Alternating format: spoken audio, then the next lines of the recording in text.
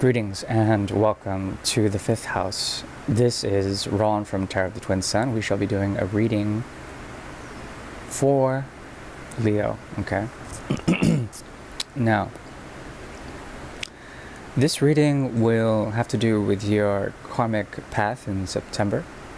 It does not have to resonate for every Leo out there, but if it does for you, any solar, lunar, or ascendant placements within this will reflect greatly on the nature and the candor of what you may be dealing with, okay?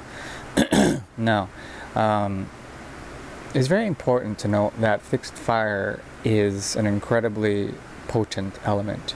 It's as if it is a laser beam, something that is extremely concentrated on pure manifestation of the spiritual flame, of deep insight, as well as reification, the concentration into pure white light that eventually shifts to blue, okay, from the red to the blue shift, essentially creates the hottest element out there.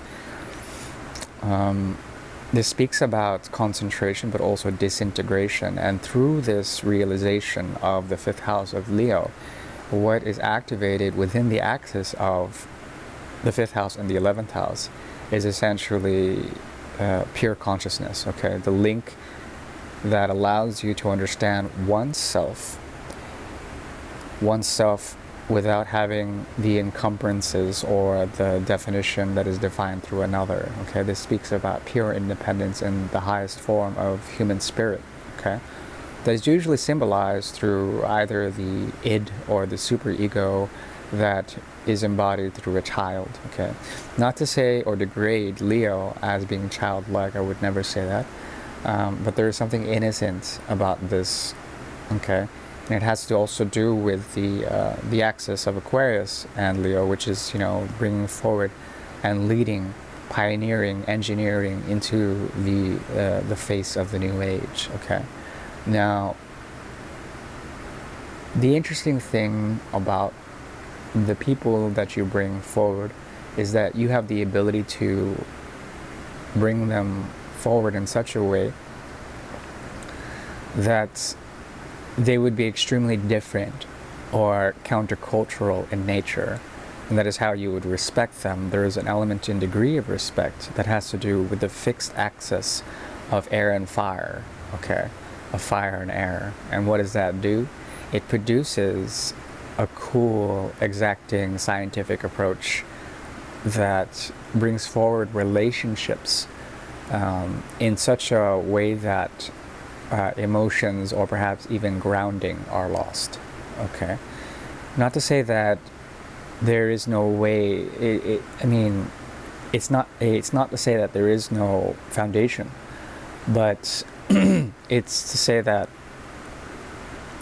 through a detached observational, from a detached observational standpoint, what emerges out of these types of relationships that you may be dealing with has to do with essentially avoiding the mud, the sort of slog of the path, okay? So if you're walking on a path and you're barefoot, it just wouldn't make sense to be walking through mud. The advice here is to find a smoother surface. So with the Lion's Gate activated in the last month, there is a strong indication here of, excuse me,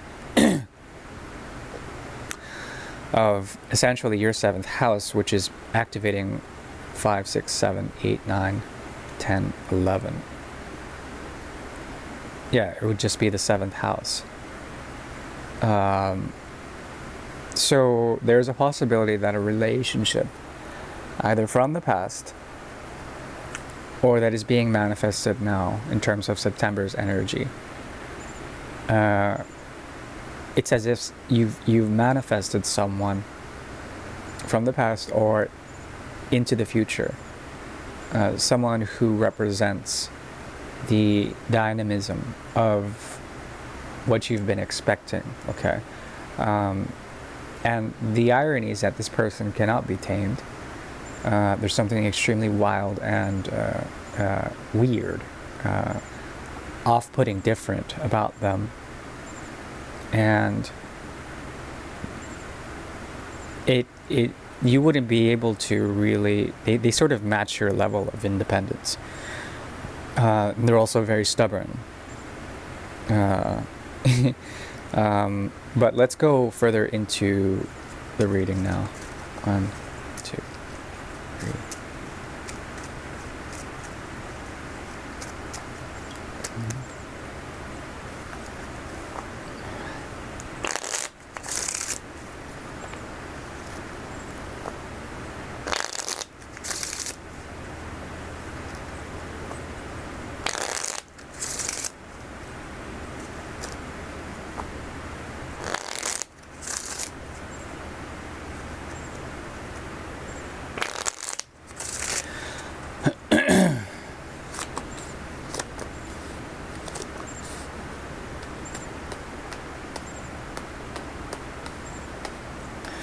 Okay, I see here a lot of detachment in terms of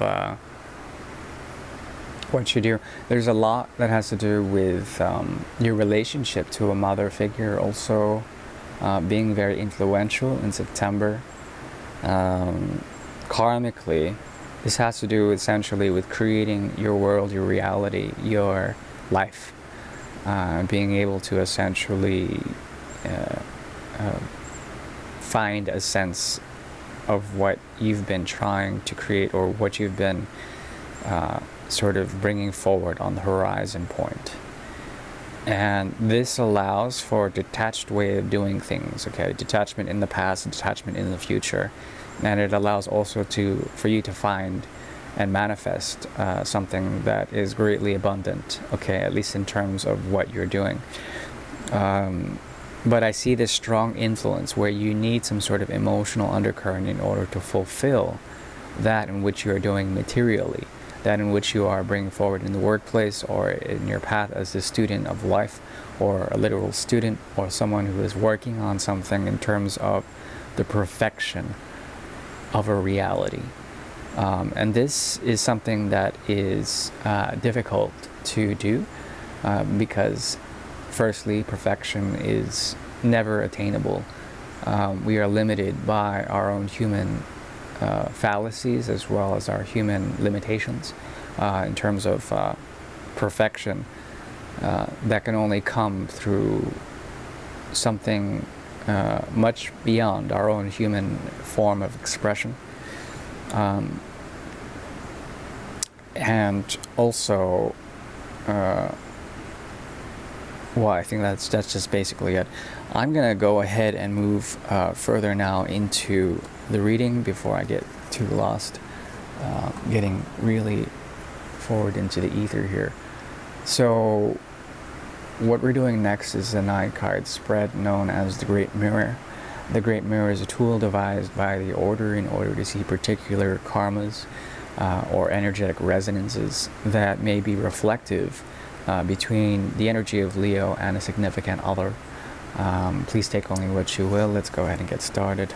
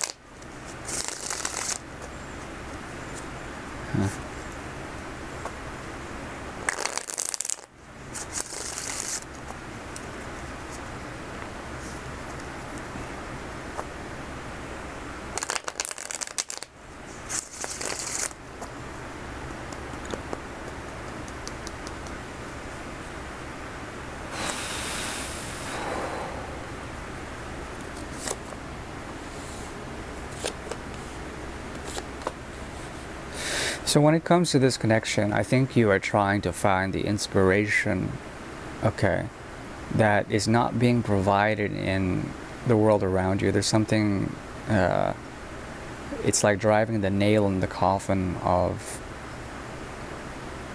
the heart or something like this.